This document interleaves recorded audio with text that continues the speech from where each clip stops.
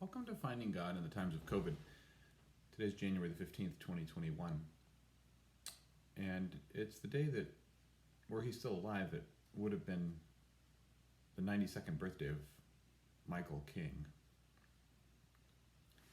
I mean, it's not the way we referred to him over the course of most of his life, but back when some youth went on a work trip to Atlanta a number of summers ago, we had the chance to visit the home in which Michael King lived his early years, and also the place where he began to learn a couple of things at least. One, what it's like to be the son of a minister, and two, the challenges of race relations, which he experienced in friendships that he had with white children who were tragically and expectedly, I should say, told they can't really play with little black children. Michael King Sr. went on a trip back in 1934 that his church sent him on, Ebenezer Baptist, to the Middle East, and it included a trip to Germany where Michael King Sr., the Reverend Michael King Sr., had a religious experience, learning more deeply about the work of reformers in Europe. He came back and ultimately changed his name and his son's name to Martin Luther, and so was the name. So on the day of Martin Luther King Jr.'s birth, I offer a reading that he wrote in his book Letters from, what became a book, Letters from Birmingham Jail. I must make two honest confessions to you, my Christian and Jewish brothers, and I'll just quote one of them.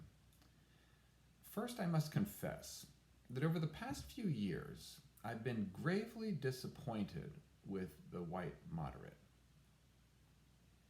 I've almost reached the regrettable conclusion that the Negro's great stumbling block in his stride toward freedom is not the white citizens' counselor or the Ku Klux Klan, but the white moderate, who is more devoted to order than to justice, who prefers a negative peace, which is the absence of tension, to a positive peace, which is the presence of justice, who constantly says, I agree with you in the goal you seek, but I cannot agree with you in your methods of direct action, who paternalistically believes he can set a timetable for another man's freedom, who lives by a mythical concept of time, and who constantly advises the Negro to wait for a more important season. Shallow understanding from people of goodwill is more frustrating than absolute misunderstanding from people of ill will. Lukewarm acceptance is much more bewildering than outright rejection.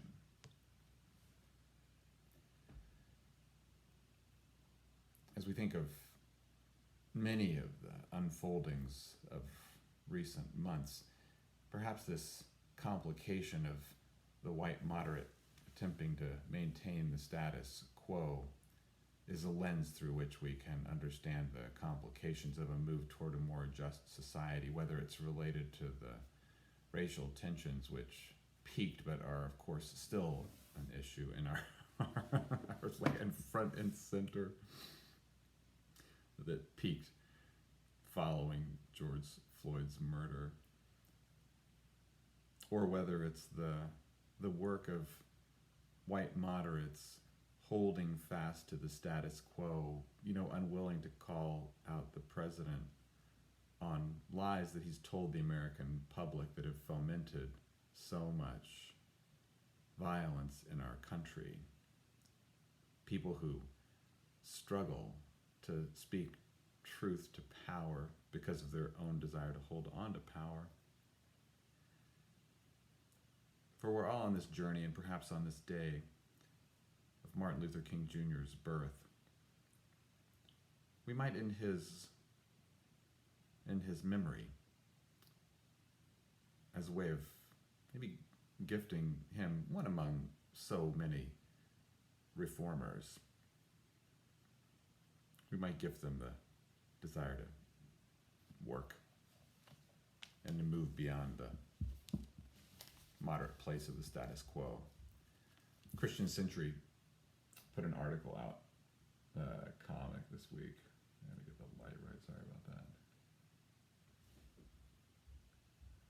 Which speaks to some of the reality and the dilemma that us white folks face, and feeling like, hasn't it gone far enough already? You know, the exact same dilemma against which Martin Luther King Jr. wrote from his cell in the Birmingham jail. Blessings on your day.